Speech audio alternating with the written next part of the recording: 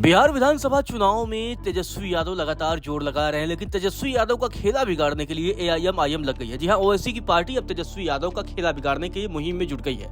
दरअसल ओवैसी की पार्टी लगातार इंडिया गठबंधन में शामिल होने की कोशिश कर रही है, लेकिन तेजस्वी यादव को डर सता रहा है कि अगर ओवैसी की पार्टी एआईएम इंडिया गठबंधन में शामिल हो जाती है तो निश्चित तौर पर आरजेडी को बड़ा झटका लग सकता है। दरअसल एआईएम बहुत ज्यादा सीटें नहीं मांग रही, वह सीमांचल में केवल 6 सीटें चाहती है। ये कोई बड़ी डिमांड नहीं है। इससे इंडिया गठबंधन की सीट शेयरिंग में कोई खास फर्क नहीं पड़ेगा। पार्टी को कोई पद या मंत्रालय नहीं चाहिए, वह बस इंडिया गठबंधन के साथ चुनावी मैदान में जाना चाहती है, जिससे अलायंस की जीत का स्ट्राइक रेट बेहतर हो सके। लेकिन तेजस्वी यादव अपनी निजी महत्वाकांक्षा के कारण ऐसा होने नहीं दे रहे हैं। वे डर रहे हैं कि एआईएम की लोकप्रियता से कहीं उनकी वोट बैंक की राजनीति खत्म न हो जाए।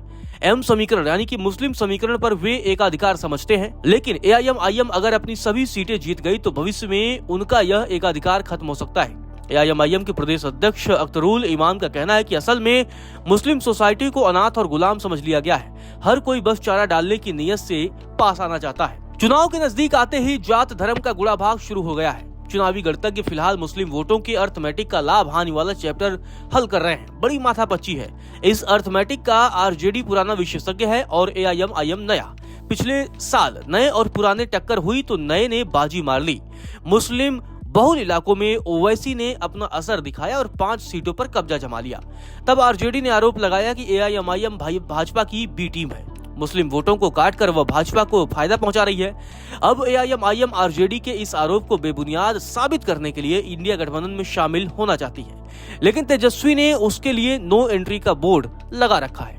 एआईएम की मांग को लगातार आरजेडी अनसुना कर रहा है। अब एआईएम ने तेजस्वी यादव के मुस्लिम प्रेम को एक्सपोज करने की ठान ली है। ओवैसी यह दिखाने की कोशिश कर रहे हैं कि वे तो मुस्लिम वोटों को एकजुट करने के लिए इंडिया गठबंधन में आना चाहते हैं, लेकिन तेजस्वी ने ही इस पर रोक लगा रखी है। ऐसे में अगर एआईएम अलग चुनाव लड़ता है तो जाहिर है मुस्लिम वोटों का बंटवारा होगा। यह बंटवारा इसलिए होगा क्योंकि तेजस्वी यादव एआईएम को गठबंधन से बाहर रखना चाहते हैं। इससे तो मुस्लिम वोटर एक मुश्त किसी गठबंधन को वोट नहीं कर पाएंगे। जब तेजस्वी खुद मुस्लिम वोटरों को बांटने पर तुले हुए हैं तो वे एआईएम को भाजपा की बी टीम कैसे कह सकते हैं। जिस तरह से तेजस्वी यादव की सभा में एआईएम के समर्थक प्रदर्शन कर रहे हैं, उससे यह साफ हो जाता है कि पिछले 5-6 साल के दौरान मुस्लिम बहुल इलाकों में ओवैसी की लोकप्रियता बढ़ी है। लगातार मांग के बाद भी अगर तेजस्वी यादव ओवैसी को इंडिया गठबंधन में जगह नहीं देंगे तो उनका एम समीकरण बिगड़ सकता है। एआईएम सिंपैथी कार्ड भी खेल रहा है। वह मुस्लिम वर्ग को यह बता रहा है कि आरजेडी से धोखे के बाद भी वह उससे दोस्ती के लिए हाथ बढ़ा रहा है। 2020 के चुनाव में ओवैसी की पार्टी ने 5 सीटों पर कब्जा जमाया था। इसमें से 4 विधायकों को तोड़कर आरजेडी ने पार्टी में मिला लिया था। पार्टी में सिर्फ प्रदेश अध्यक्ष अख्तरुल इमान ही बचे। अब वही अख्तरुल इमान चाहते हैं कि 2025 के चुनाव में उनके दल को भी इंडिया गठबंधन में शामिल कर लिया जाए। वे यह स्थापित करना चाहते हैं कि अपने नुकसान को भुलाकर वे भी मुस्लिम वोटरों की एकता के लिए प्रतिबद्ध हैं। यानी ओवैसी अपने सियासी बलिदान को मुस्लिम वोटरों की नजर में लाना चाहते हैं। कुछ दिनों पहले अख्तरुल इमाम गाजे बाजे के साथ राबड़ी के आवास पर पहुंचे थे। उन्होंने वहां नारा लगाया था, तेजस्वी यादव कान खोल, महागठबंधन के लिए दरवाजा खोल। उनका कहना था कि हम तेजस्वी यादव के कान इसलिए खोलना चाहते हैं कि ताकि भाजपा और उसके समर्थकों को सत्ता में आने से रोका जाए।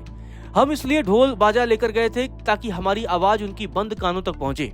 इसके बाद अख्तरुल इमान ने अपनी बात को राष्ट्रीय स्तर पर पहुंचाने के लिए दिल्ली में मीडिया से बात की। उन्होंने कहा कि लालू यादव और तेजस्वी यादव की आरजेडी में जमीन आसमान का फर्क है। लालू यादव ने गरीबों मजलूमों के इंसाफ की लड़ाई लड़ी, तब जाकर वे इतने बड़े मुकाम पर पहुंचे। लेकिन तेजस्वी यादव समाजी इंसाफ से बहुत दूर हैं। इन पर सामंती और अवसरवादियों का साया पड़ा हुआ है। जब तक वे इससे मुक्त नहीं होंगे, बिहार की जमीनी राजनीति से नहीं जुड़ पाएंगे। दरअसल मुस्लिम सोसाइटी को अनाथ और गुलाम समझ लिया गया है। हर कोई बस चारा डालने की नीयत के पास आता है। अब देखना दिलचस्प होगा कि क्या तेजस्वी यादव एआईएम को गठबंधन में शामिल होने के लिए दरवाजे खोलते हैं या नहीं। लेकिन ये बात साफ है कि अगर दरवाजा तेजस्वी यादव ने नहीं खोला तो इसका खामियाजा महागठबंधन को चुनावी मैदान में भुगतना पड़ सकता है।